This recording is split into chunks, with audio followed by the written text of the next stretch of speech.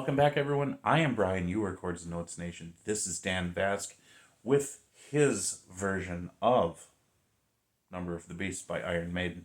And that was off of their Number of the Beast album, and I believe that was released in 1982, if I remember correctly, because Peace of Mind, I believe, was 83. So Number of the Beast was either 81 or 82. You guys correct me if I'm wrong. If you're new here, welcome, have a seat. You are in my living room. I've invited you over to watch this with me. I will give you a raw, honest, and unedited reaction. This is not going to be an early release. I'm going to release this as soon as I can. But all of my Dan Vasc reactions are early release.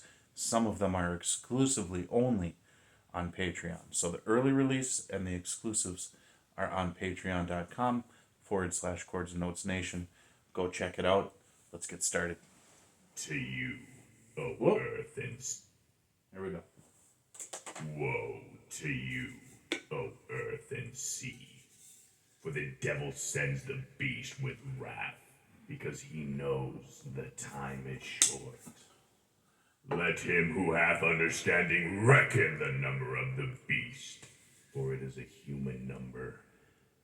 Its number is 666. I have thoughts on that intro. I will say that at the end, for the end. Fear the Beardo did it. Alright. Victor is going to be playing. Oh! That was a cool thing he did.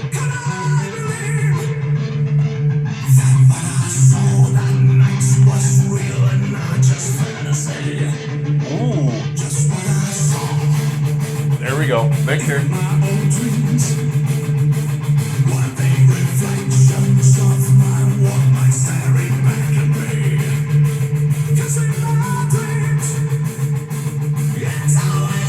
Nice.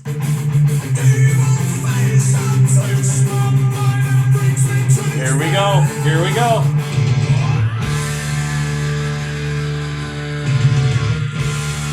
Not bad, Dan.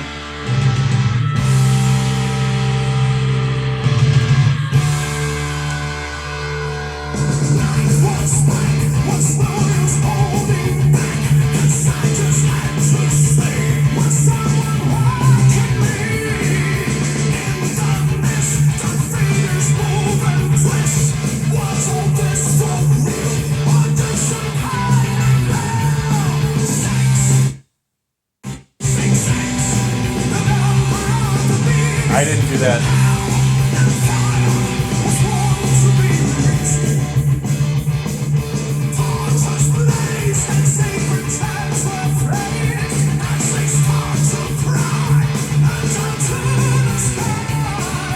That was good.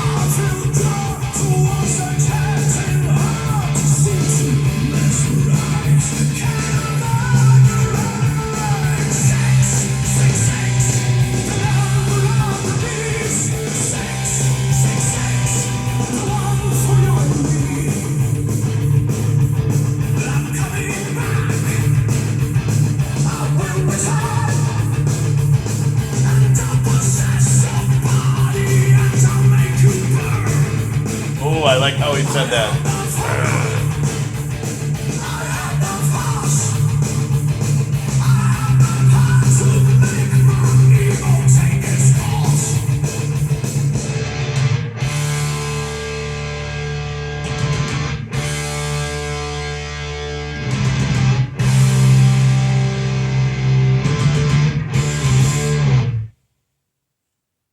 All right.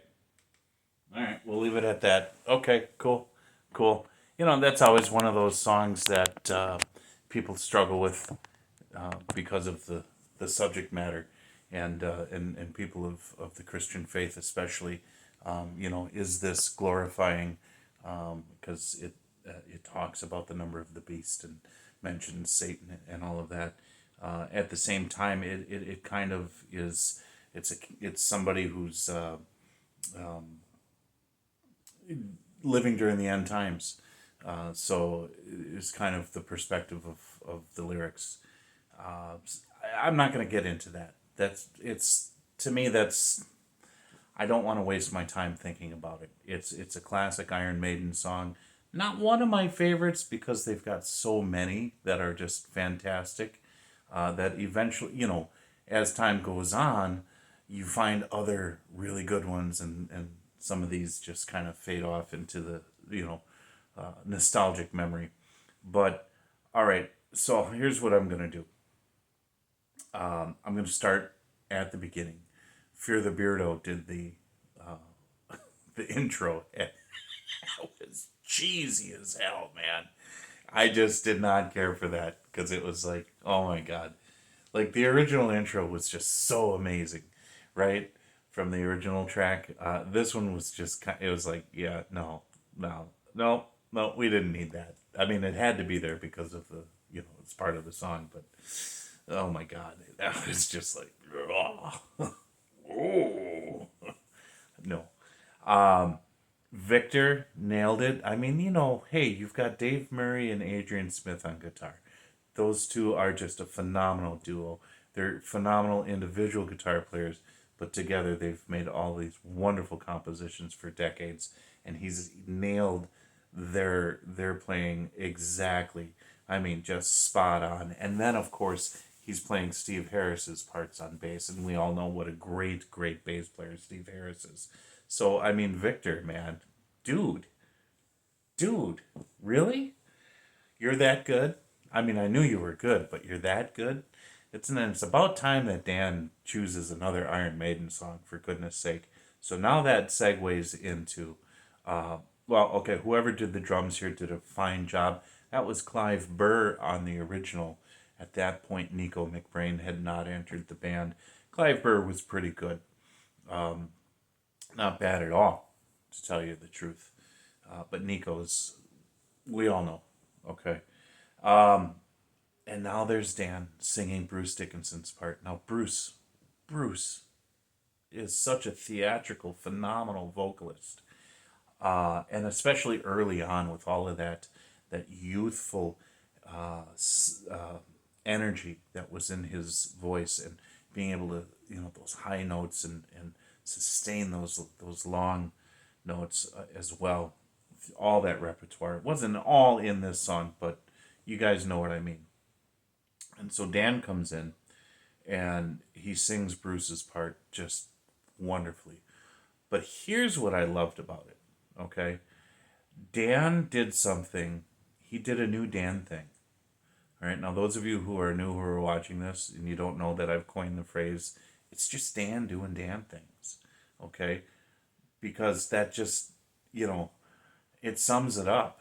It's Dan's greatness can be summed up, and it's just Dan doing Dan things. It's just a normal thing for him to be great, to be epic. But the new Dan thing that I saw him, or I heard him do, is how he really put his personality into this, into the lyrics, into the vocals. Some just changing some of the how he emphasizes certain lyrics.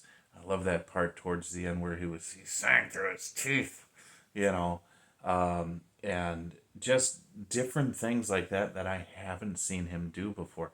Now, before you guys say, "Oh yeah, he's done it here, he's done it there," if you're new here, check out my Dan Vasc playlist. I think I'm up to 100 of his songs that I've reacted to, somewhere close to 100, and I'm going through his entire repertoire, most definitely.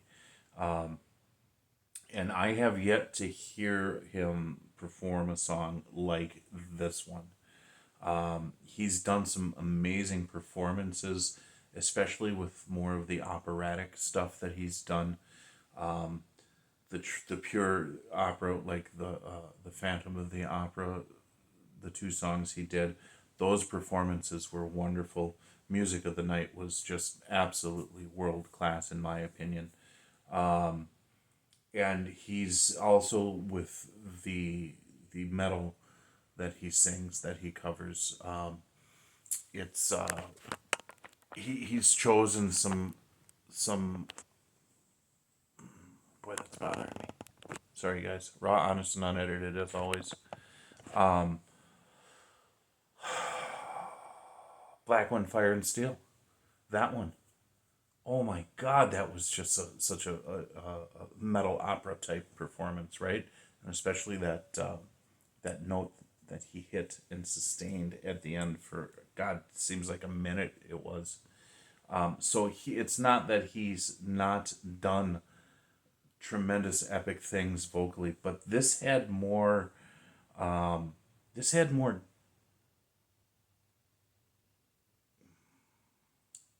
grit, more sophisticated grit. I don't want to say grit just as in like kind of sandpaper rough grit, but there was some oomph to his power. There were it's boy, how do I articulate this? Everything that we know that he can do was there. Plus, he started adding these little details to how he was emphasizing certain things that just gave it this flavor that I had not experienced before. And I thought this was absolutely wonderful, fantastic vocal performance of this song. I don't know if I've actually listened to anyone else cover the song, but I think he just this was phenomenal. The only thing I didn't care for was that Fear the Beardos cheesy. Sorry, dude, but it was cheesy. That opening. That was. I think you were trying to be too theatrical, and you didn't have to be. But great, fantastic. We've been waiting for this for a long time, and I know that Dan has been working on more original and cover material as well. So, looking forward to it. Guys, thank you so much for joining me. God bless you. Jesus loves you. I will talk to you later.